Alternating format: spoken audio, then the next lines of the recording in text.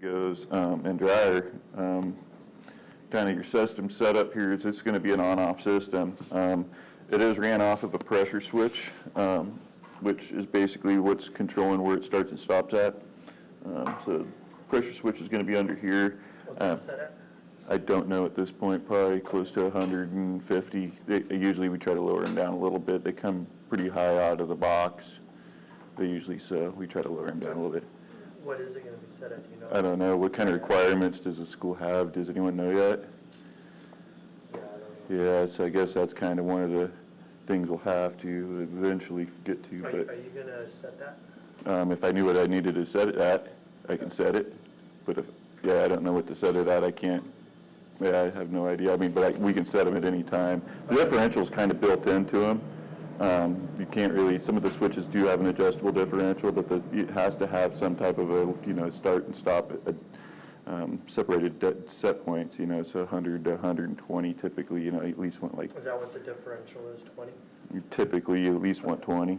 At least that just keeps it from starting and stopping a lot. You don't want it to start and stop a ton. So this one is built off of oil pressure, so rotation on these do matter. Not only is it for the cooling fan purposes, but this one does have an oil pump on it. Oil pressure on these things typically runs about 22 pounds is where you want to see it run. There's not much beyond that. The air filter right here, these are unloading towers, which make this thing a little bit more of an efficient machine than some of your standard recips. Do we have any air filters for those that are going to be left?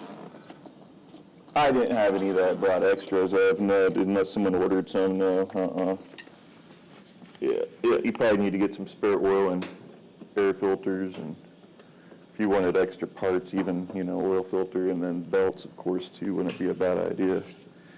This is just a start-stop setup. This is just simply on and off.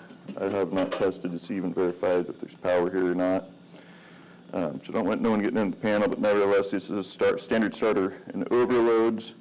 This is a stop. That would be a reset for the overloads if there was an overload condition. Other than that, not a lot to that starter, not a lot to the controls themselves. What's the voltage? I'd have to check. I believe it's 480 volt. Yeah, 460. I'll have to find out where the other end of that goes. So anyways, this is a belt-driven machine. Belts are something, don't wear a lot on this particular unit, but they can wear over time. Over the years, they do show crack signs of things like that. This has a built-in check valve that's actually in the head on this particular unit. There's a drain on the side. This thing does build up a lot of condensate depending on ambient conditions. Just kind of depends on how much moisture content in here is. Imagine it's fairly dry, so it shouldn't build up that much moisture. What we're hearing is going on, is that drain on there going off. Is that automatic? Yeah, yep. As far as the dryer goes, there's not a lot to it. It's kind of like just your refrigerator at home. As far as this unit goes, just leave it on all the time. It will do its own cycling. But yeah, as far as turning it off and then back on in the morning time or anything like that, nothing you need to do there. But very low energy consumption when it comes to that. It looks like there is a coalescing filter on the wall with a drain on it. This is a pre-filter that just helps the dryers out. So it goes through this filter. This is a filter that usually needs to be changed every 3 months to a year, depending on how much air goes through it, really, overall. There is a drain in this one as well. That's what's coming off the side here. To access the drain, it's through the back cover. It is a zero-loss drain, so it's not something that you'll hear purging constantly. But other than that, pretty basic setup. Again, it's more of an on-off system. There is an oil level on this. I'm sorry, I should have showed you that. This just unthreads. And this is where you check the oil level at. And it just falls between the two hash marks, just like on a car. Is there a recommended oil change interval on those? Yeah, I believe this one does have break-in oil. It needs to be changed after 100 hours. I'd have to look at, yeah, changes after 100 hours operation. So this does have some break-in oil in it right now, and it would need to be changed, yeah, at 100 hours, which is, pretty continuous operation for a few weeks. So it might take you guys a little while to get that 100 hours. Unfortunately, there is no hour meter on this thing at all. It's just pretty basic setup. And that would include changing that filter, the oil filter, What's that? changing the oil, Filter at the same time, I would, yes, definitely. and then after we change that, how It's kind of recommended off of oil samples. Approximately every year would be suitable for you guys, depending on how much it's ran, every 6 months to a year.